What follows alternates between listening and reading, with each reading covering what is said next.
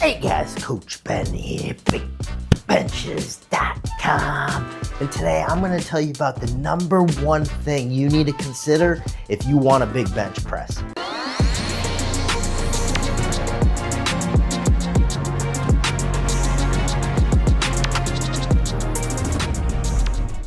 Traction, bar none. This is the most important thing if you want an efficient bench press. You can't even begin to implement literally anything that I say until you have proper traction. And most lifters do not have proper traction on their benches. Now, this goes for not just if you're at a commercial gym, because those benches are just downright awful. They're smaller than a competition size. They're lower than competition benches. They're super, super slick, so you will glide off them completely. But you have to consider too, even if you have a good competition bench press, you might have a worn out pad. If you frequently have usage on the bench that you're using, they should be replaced on almost a yearly basis because they can become very, very slick themselves. So even if you do have a good comp bench, it's something that you need to consider. At a powerlifting meet, not only are you gonna have good, considerable traction at a good event, right? Any event worth its salt here, you're gonna have a good pad with solid traction. So if I push into it here with my hand, I'm not gonna glide across. You're also gonna have good traction underneath you. This is something that gets vastly overlooked as well. You should have some type of a rug or some kind of flooring that gives you traction to push against under a competition bench. You're not usually gonna experience that at a commercial gym. Sometimes that flooring can get very slick as well. So you might want cutouts for your feet. But I'm going to explore with you guys some options that are going to completely change the game. Now just pretend I'm on a commercial gym pad. Let's visualize that because I think this is going to benefit those of you at a commercial gym the most. This is gonna help you bench press significantly more weight and do it injury free. Very, very important. So here's some of the options. A lot of people turn to bands, okay? A lot of people turn to bands right away. And you'll go to, maybe even, I've seen people go to these micro minis here, right? And they'll lay them on the pad. And that's good and all, but first off, these thinner bands, get rid of them. There's not enough coverage. You need coverage underneath your traps. So you're gonna wanna go to a thicker band option, and you're probably gonna wanna double these up. All right, doubling up is better than just one.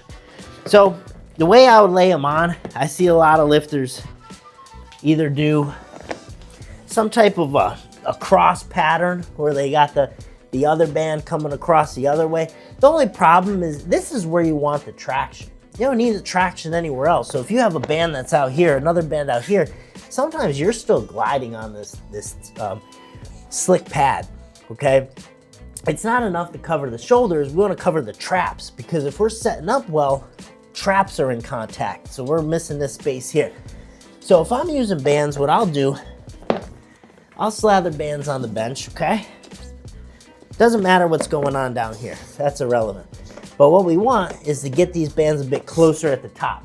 And I'll prefer them closer because again, it's about the trap coverage. It's about getting your traps on here, not your shoulders.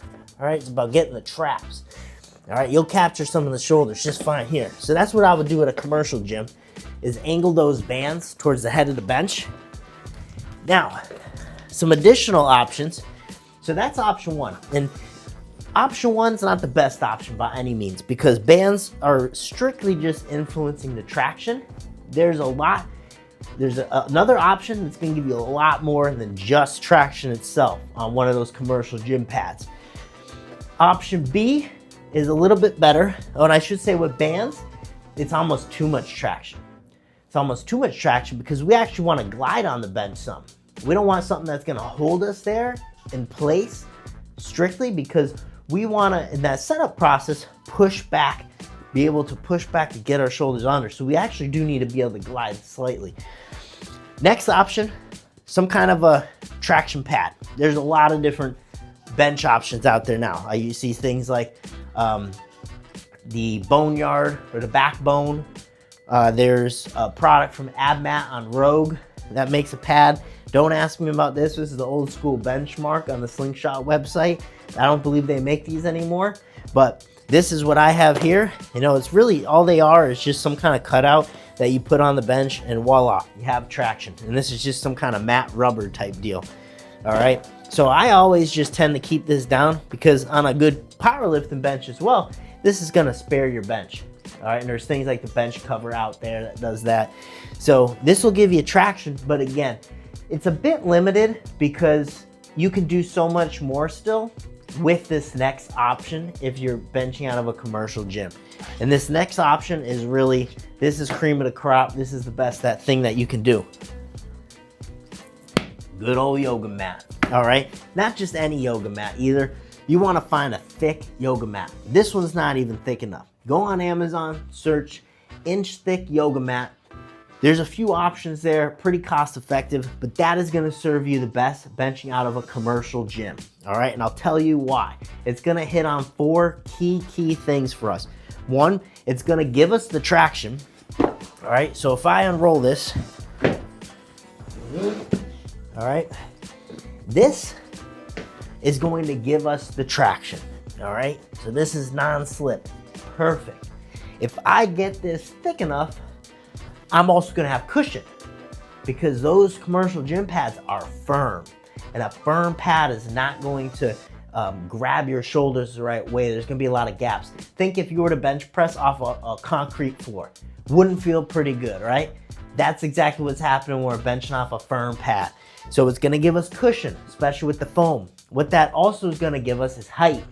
So especially in a commercial gym, you don't have the luxury of adjusting the heights in small increments. You probably have one hook way low that's literally doing absolutely nothing. And then you have another hook up top that is oftentimes really too high for most lifters, or ends up being too low in some cases if you're a 7-foot monster. But either way, not optimal, okay? And a lot of us can use height, especially females benching out of a commercial gym. Oftentimes, especially with different grips, they never work out. I see a lot of lifters get stuck in very close grips or in bad positions because they literally cannot reach the bar at a commercial gym without pulling their shoulders out of position. So if you stack a couple inch thick yoga mats, that's right, I say stack a couple even, gives you a ton of cushion, also brings your body up a bit. That's also good for the hips, considering it's a low pad in the first place. Now you're gonna have more contact with your butt on the bench. The other thing that's often forgotten too is those are very thin pads at a commercial gym. When you have those thick yoga mats, especially if there's overhang, see how there's overhang here? It's adding a little width and girth to the pad. So it's actually holding my shoulders more. And on those thin pads, you don't have much stability because you don't have great upper back contact with the pad.